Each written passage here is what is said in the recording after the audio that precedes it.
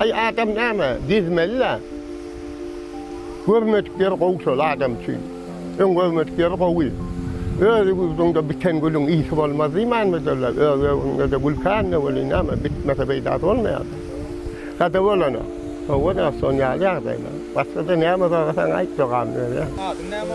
Yorkulu adım Beher'den, Qarağan obasından. Hava.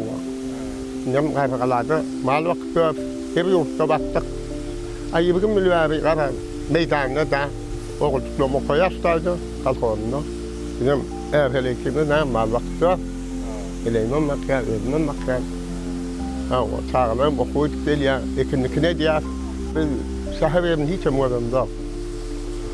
Çağlarım umurum yok. Yine şu mektepte diyalı tutarlardı. Näme isteýän abi? Arzuň näme? Men şu sancak oğlum var.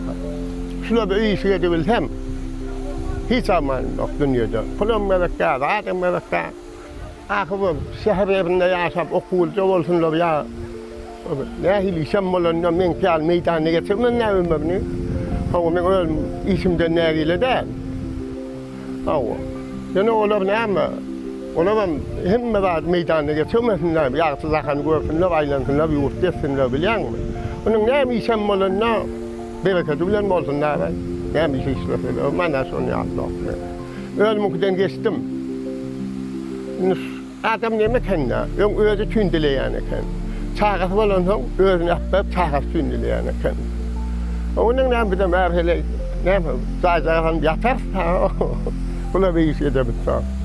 O da sana bir de, hava, var bu solaydı. Gelecekte men näme şola eten bolsam, şola bana son elinden gelse esemen nägile dal. Hawa. Men öz eten ahlakymyň ýarsyny esemen tagalam. Men nägile dal dünýäden. Öz eten men. Sebäp men iman isman ýa-da ýa-da oňapdygymdan, ýa-da oňapdygymdan tapansamdan näme maşina men bilen maňa. Nirden alaýyn? Hawa, ýorganam üstüne ýetenjek ýapyn ýapylanlar. Onu şey yapıp yoktur bile. Yani yaşlı dilekte bolalı, Allah birlik bolsa bolar da o. Nedir? Daşa yurdu gezmek mümkünçülük bolsa, ýira var, ýira gider. Ay yok, bundan sonra bize gittiğimde biz tapmasa bir da. Ya tapmasam beni sağlığa geçse var da. Ay näme bilip bolmaz o ýartalta pulun bolsa. Gidiversek de muhafaza maşina kidiye getirip. Ay näme o?